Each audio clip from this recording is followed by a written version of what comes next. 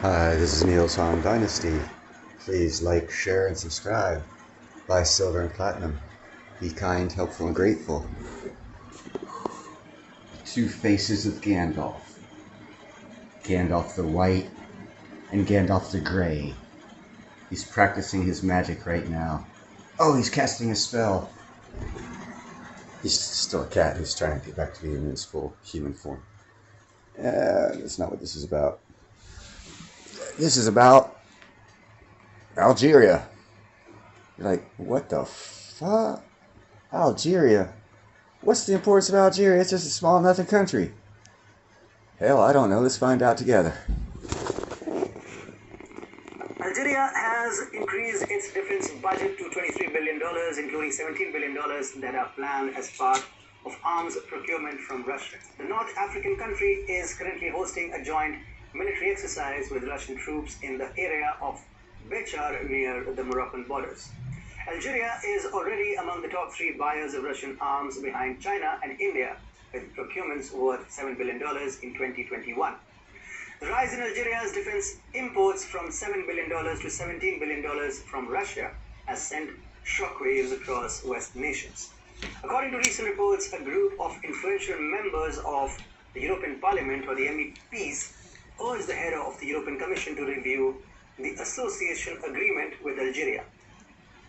MEPs from different groups sent a letter to EU Chief Ursula von der Leyen expressing deep concern at Algeria's growing political, logistical, and financial support to Moscow. The inflow of Algerian petrodollars into Russia will only fuel Putin's invasion and aggression on the Ukrainian people, the MEPs stated in the letter. Bipartisan members of Congress wrote a letter to U.S. Secretary of State Antony Blinken in September last year, expressing worry over Algeria's expanding connection with Russia and urging for sanctions against government officials involved in military deals with Moscow. Congress also approved the Countering America's Adversaries Through Sanctions Act, also known as k.i.s.s.i.n.g, in 2017, which mandates that sanctions be applied to nations who enter into defense or intelligence cooperation agreements with a number of nations, including Russia. Western countries have traditionally attempted to influence African foreign policy. When an assertive African leader came to power, Western countries tried their best to overthrow the government using their customary regime change tactics or... Alright, customary regime change tactics. Tanzanian president, he was a scientist, didn't go along with the COVID bullcrap back in 2020, ended up dying of a heart attack after ordering a herb from Madagascar that he gave to his people rather than what the WHO wanted him to do to his people. He said, screw that, I'm a scientist, this is stupid, we're going to go with something I know works. And, they had no problems, and boom, he died of a heart attack. Now you look at Zimbabwe. How many times have their leaders in the past 20 years have died of heart attacks or mysterious early deaths? So what he's talking about there is, I've seen it happen in Africa. I've been keeping my eye on Africa, studying Africa. I was supposed to go over there in 2014, but the deal fell apart. I've been studying Africa for a good 10 years, longer than I studied bees, and I've done some great things with bees. So I know Africa, and particularly I studied the areas of Zambia and Zimbabwe, and that area of Africa, so I know it very well. But anyhow, let's get back to the video.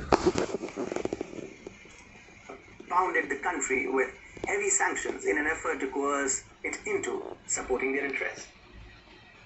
An aggressive Africa would never be advantageous to the West. The riches of Western countries were built on the enslavement of Africa. Perhaps their sole goal in terms of foreign policy in Africa is to deplete the continent of its natural resources in order to increase their own fortunes. But this is no longer the case. African nations have begun to recognize the significance of self-determinism and socio-political independence in today's geopolitical environment.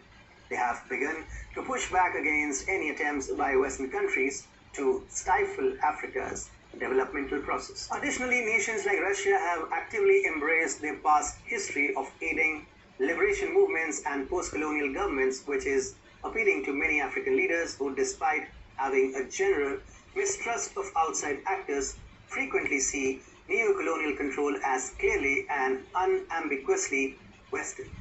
In contrast to neo-imperialist Western involvement, contemporary Russia has promoted the idea that it is a natural ally of African governments and respects their sovereignty. Besides, Russia is regarded by several nations in Africa as a trustworthy partner in the fight against Islamism, courtesy the Wagner Group. The West's shortcomings. Now that right there, I told you everyone was talking about how Nigeria signed a deal with Russia. But what they didn't tell you about was part of that arms deal with Russia was they requested, because America wouldn't do it, they requested Russia to come in there to take care of their ISIS members. I believe I did a video on this, but same things happened with Algeria and other countries that Russia's moving into. They are doing what America should have done but could not do, and that's straight up kill the extreme terrorist organizations that are based in Africa. For some reason, those groups seem to have money and have infiltrated our politics to where our politics won't allow us to eradicate the extremist groups in Africa. And that's turned what used to be our allies against us, and they go to Russia because Russia has no problem killing terrorists and terrorist organizations and groups.